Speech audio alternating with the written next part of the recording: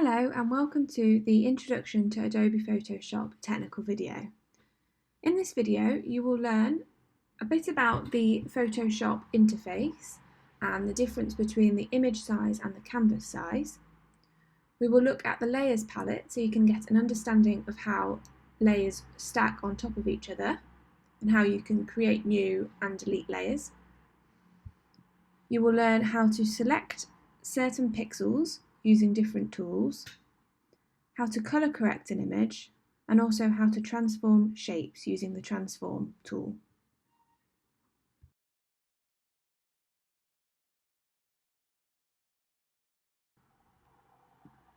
So a lot of the time when you're working with Photoshop, you'll find you edit a pre-existing image rather than open up a new document like we did with InDesign and Illustrator.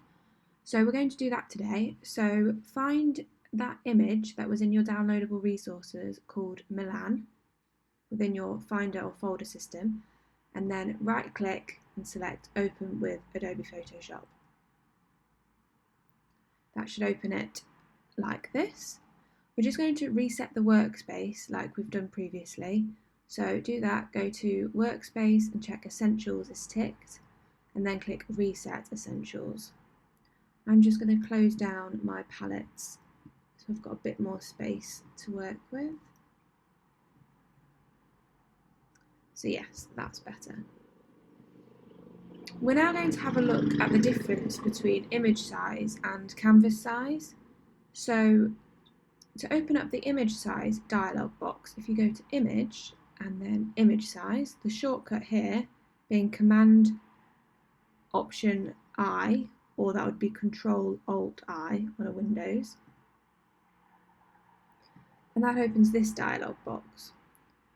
So as you can see here, you have the width, the height, and the resolution. That is of the image you have brought in. So if you've taken an image on your phone or on a camera, that's the size of the physical image, the raw image. So you can look down this drop-down menu and pick a different one. So this might be easier to imagine. So for example, we select centimeters. So if we printed off this image, that's how big it would be. So it would be pretty big. So you can change that. So if we wanted to reduce it, you can just change it like so. And notice this is locked here, so it's keeping them in proportion, which is quite a useful thing to note. And then resolution, you should be aware if you're working with digital artwork, that 72 dpi is what you want. If you're working with things to be printed, especially if they're professional printed, you should make this 300 dpi, but that makes it a bigger file size, so we're just going to keep it at 72 for today. I've just made it slightly smaller. So then click OK.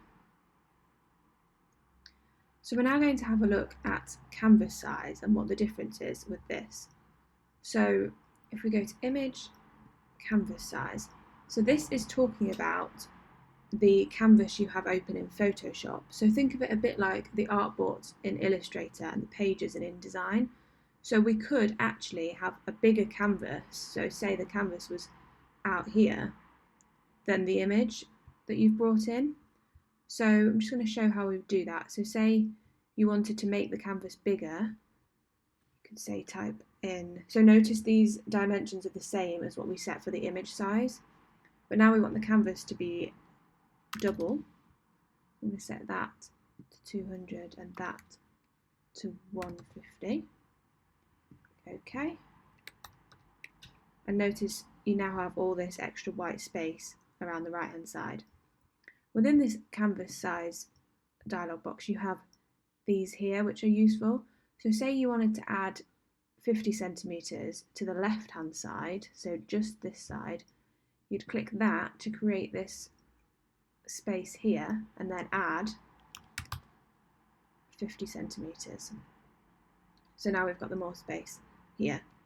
And I'm just going to do Command Alt C to bring up that dialog box again. And then say you wanted to get rid of that space just on the left hand side, do the same because you're still referring to that side. And then it's giving you a warning because you are clipping into what you currently have, but that's fine because you know you're doing that. So click proceed, and it's brought it back to where it was. So have a play with those different arrows and just get your head around how they work, because it's kind of a bit backwards sometimes when you're trying to figure it out. So have a look at that. And I'm also just going to talk about the colour modes of an image. So you can find that in the image drop down and then mode. So we talked briefly about RGB and CMY colours when we were doing swatches on the other programs, but just be aware if you're working on something that you're using digitally, make sure it's RGB, but if you're going to have it printed, select CMYK. And this warning will come up, but just click OK, that's fine. And there you go.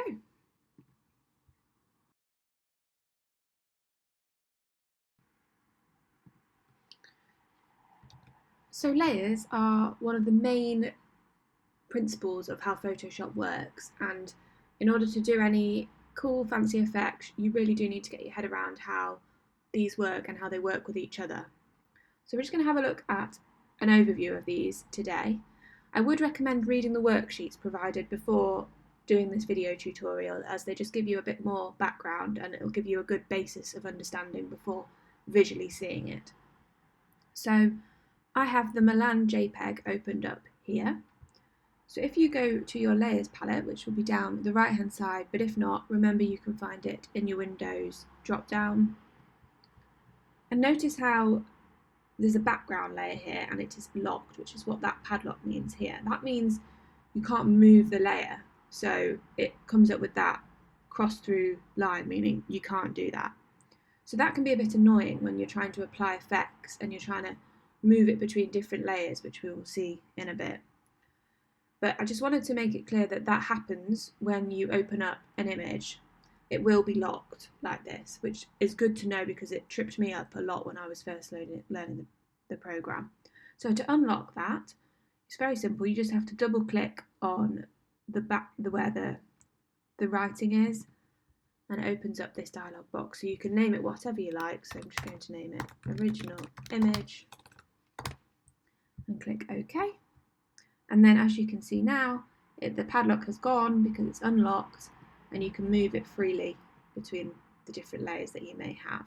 If you did want to lock it again, you can click the padlock just there. And then to unlock it, another option is to click the padlock there and it unlocks it like so. I'm just going to open up the Milan Layers example Photoshop file that was also provided with your downloadable resources, as this is quite a good example of how layers work. So I imagine layers to be like paper stacked one on top of each other. So if you imagine you have a white piece of paper sitting directly above a black piece of paper and you are looking vertically down on them. With the white paper on top, you cannot see any of the black paper underneath because it's opaque and it's covering all of it. Whereas if you cut a bit out of the white piece of paper, you would then see the black paper through it. So you have to kind of visualize layers like this with Photoshop. So if you put one thing on top of another, it will cover it up. So looking at this Photoshop file here, you can see the yellow stroke. If you look at the thumbnail, which is a preview of that layer, you can see the yellow very roughly around the outside, and then grey and white boxes in the middle. Those grey and white boxes mean that's transparent space, so that is why you can see through into the layers below, and then the yellow stroke around the edge covers up that part of the image. Looking at the Italy at the bottom right, you can see how the pink rectangle is underneath the word, so you can see that here in the stacking, but if you were to move it above, it would cover it up like so. The eyes on the left hand side mean you can quickly just hide a layer if you want to see what it looks like without it. So this 2019, it's up there, but we decided we wanted to have a look without it. Just turn it off. Some other useful things to note is you can merge layers together. So say this bit here is working quite nicely as it is. So if you select both of them so the pink rectangle and the text, and then go Command E or Control E on your keyboard, it merges them. So then they are an object together. I'm just going to do Command Z to undo that. That is also in the right hand. If you right click, it should be in here as well, I would have thought. Yeah, merge layers. There. So just some other bits to note in this layers panel that are quite useful. So this drop down here is the blending mode. So if you select a layer, all these settings are applying to that layer that's selected. So you can these are just kind of some fun effects that you can have a play around with. It affects how the layer blends with the layers underneath it. So there's all these different effects. The opacity is how transparent the layer is. So when I was talking about paper on top of each other, imagine you had tracing paper and you could like change how opaque it was. So that's what that does.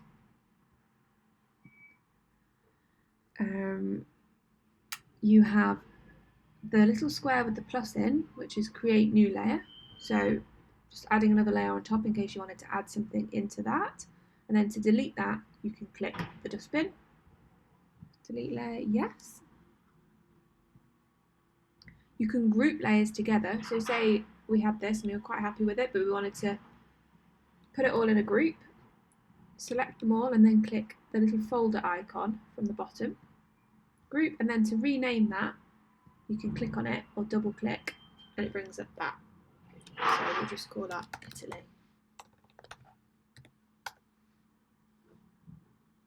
So yeah, that's just quite a brief overview of the layers palette, but hopefully gives you enough understanding to have a little play yourself and try creating layers on top of layers.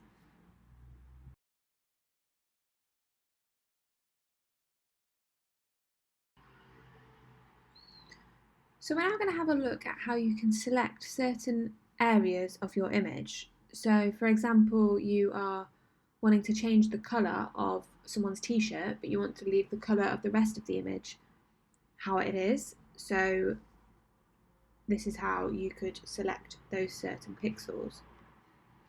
So there's many different ways you can do this, and going forward you'll probably discover the one you like the most and use that one more, or sometimes there's one that just seems more appropriate for the image than others. But firstly we'll look at the shape marquee tool, which is the second one down on your toolbar. And if you right click or click control click, you will see the stacked menu behind. So there's a few different options here. We're just going to look at the rectangle one for today. So if you can literally drag and drop that wherever you like on your image, and if you click and release, you just keep creating new ones. But something to note, which is the same for all of these tools, is if you hold down Shift while you draw another one, you can add to your selection, so you can keep selecting as many as you like. And then if you hold down Alt or Option, it will cut it out. So you could create more sort of squared things. Same if you selected the circle, the elliptical one, and held down Shift and added that on. Add them in like that, and then Alt. So just have a play around, get your head around that. And then say you've selected these now, and then you want them on a new layer to edit independently from the rest of the image. If you go Edit, Copy, and then Edit, Paste, it pastes them onto a new layer. So if you turn off the background, you can see those ones that you have selected there. So that principle of copying and pasting and adding and taking away is the same for all of the tools that we're going to look at next. I'm just going to delete that layer and start again. So an alternative one is the lasso marquee tool, which is the third one down. So if you right click on that one, you will see these different options, but we're just going to look at the lasso one for today. This one is basically a freehand tool, so you can draw however you like, connect it up, and it will select. And then hold down Shift, add a bit more. we may just actually have a look at the magnetic one. So that's that one. So I'm just going to deselect that by clicking Command D, or, so I'm going to Command Z to get that back. If you go select, deselect, you can get rid of that jagged line, which when I was learning I kept forgetting, and I was like, I just want to get rid of this selection, but I don't know how. So that one's sort of a freehand tool, but if you go to the magnetic lasso tool, this one, you zoom in close, it will try its best to magnetically stick to the same colour tone. So if we try down here, I've just clicked and I'm dragging, it's trying, even if I go away, it tries to keep as best it can to that line. So it just helps you be slightly more accurate with your selection. You can, if you click, you can drop an anchor point, just to help. If you say you did want to go over here, drop one back, and then you get that little circle again, remember, next to your cursor when you're going to complete the path. And there you go, you have a selection. So just have a go with those two different options, see how you get on. Depends what you're doing as to which one's most appropriate at the time. The magic wand tool, which is the fourth one down on the left hand side. So this one's quite fun. If you click anywhere in your image, say if we go for the sky, it does its best to select all the pixels that are next to that colour that are the same. So say we go for this white one here, it won't select these white ones over here because they're not joined, but it does its best to select all those that are joined to it and the same colour. So yeah, it just selects this bit, and then so you can hold down shift, click the other bit, but it can be a bit inaccurate, and you can change the tolerance, so how sensitive to colour here by changing that value. But just have a play around with it today and see how you get on. I'm going to deselect that with Command D or Control D. And then the final tool is the quick selection tool, which is behind the magic wand tool. So this one is quite similar really to that magnetic one we looked at, in terms of that it does its best to stick to an area. So this time if you click and drag, you can you have to be quite careful because it can jump, but it selects the pixels next to it that are of the same colour tone. So, and then if I hold down shift and then add this bit here and this bit here, click and dragging when selecting an area, which is a bit different from the other tools. Yeah, it selects. And then remember, you can copy, so I just did Command C there, and then Command V, which are the shortcuts, and it will create you a new layer of that area. So yeah, there are different ways to select areas in Photoshop.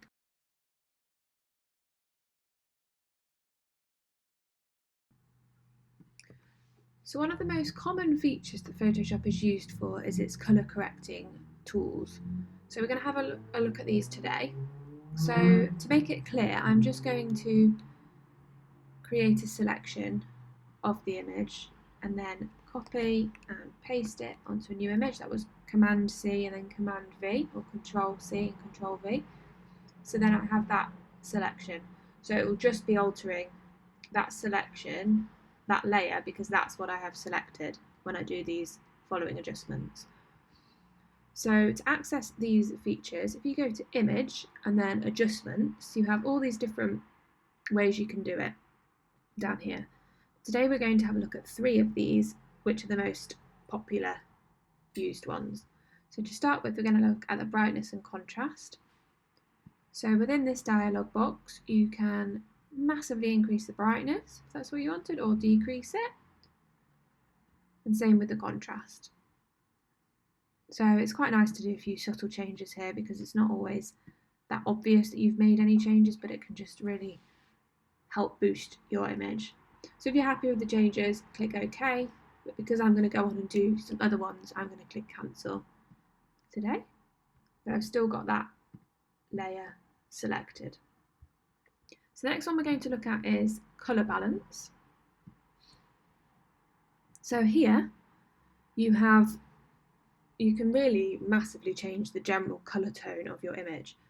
So along here you can select which sort of tonal area you want to focus on. So say we've got midtones, which is just the general middle tones of the image. You can pull these and as you can see, make whatever changes you want.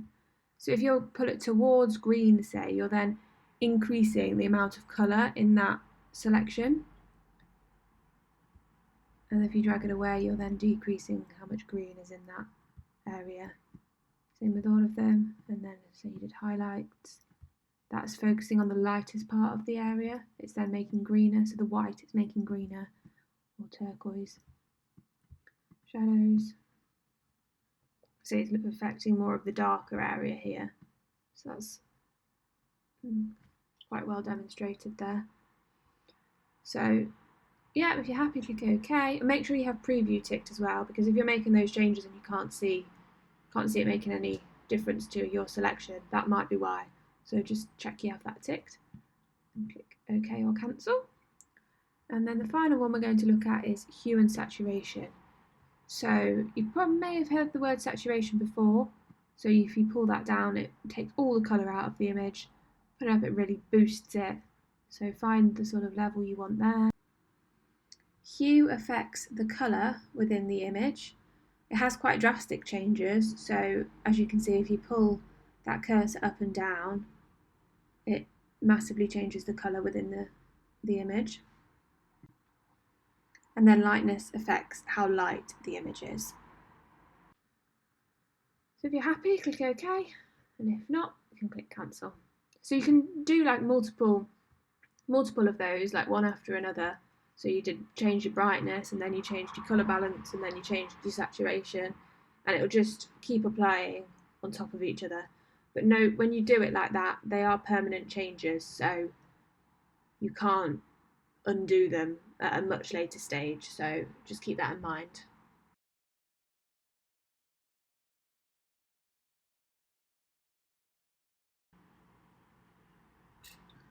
So we're now going to have a look at the transform tools in Photoshop. There are a few different ways you can do that, but today we're going to look at the free transform tool. So I'm just going to make sure I have my image selected, as that is what I'm going to transform. And I might even just lock these other ones. So I've selected them all by clicking and then holding Shift and clicking the bottom one. So click the top, hold Shift, click the bottom, and then click the lock, and then select the image. So then I'm going to go to Edit and then Free Transform, or as you can see, it's Command T or Control T shortcut. So in doing that, you can see it's brought up these anchor points around the side, like we saw in Illustrator. These mean you can now have control over your image's size and orientation. So if you wanted to scale your image, if you hover over one of these points, wherever it is, you will get the little arrows appear. So you can pull those out, and as you can see, it scales them. Depending on your version of Photoshop, and I know they've done an update relatively recently which changed this way this works. So now, if I'm doing this, you can see it's scaling proportionally, and I don't have Shift click down, whereas it might be doing this for you with no Shift. So experiment which version you have as to whether you need Shift selected or not to keep the proportions in line. So you can do that from any side, with Shift selected or not. And then a useful point is if you hold down Alt at the same time, or Option, it will do it from the centre.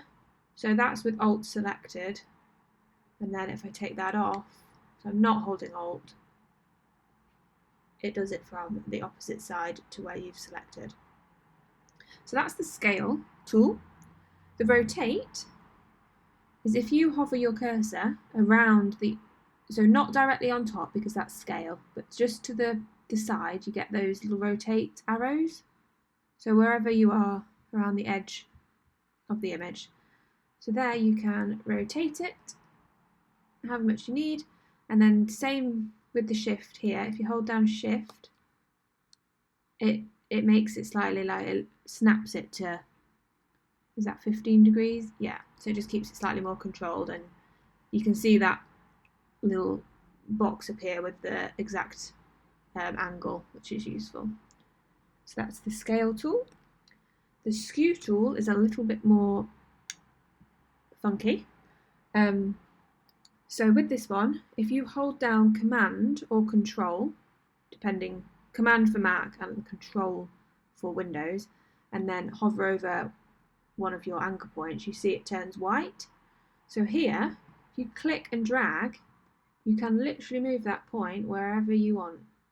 So that's called distorting, because you're literally changing the whole perspective and everything of the image. If you keep down your Command or Control button and then hold down Shift, you see it now confines you to the axis, so you can't go anywhere. So this is called the skew tool now, because it keeps it kind of slightly more controlled. So you can do that from any point. So that's without Shift and then with Shift. So yeah. So we've done that with the base image now. Oh yeah, to come off that, sorry, I did that a bit quickly. You can click that move tool in your toolbar, or there was the tick at the top, so you could click that just to say OK. So we did that with the original image layer, but say we wanted to do it with the pink rectangle, just select that one, click Command T, which is the shortcut for free transform.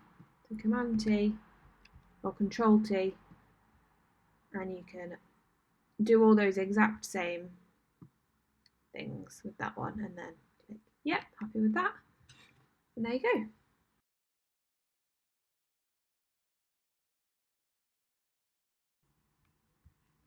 When it comes to saving your work in Photoshop, you can get the majority of the file formats we looked at in Illustrator and InDesign, the most common ones, from the Save As option.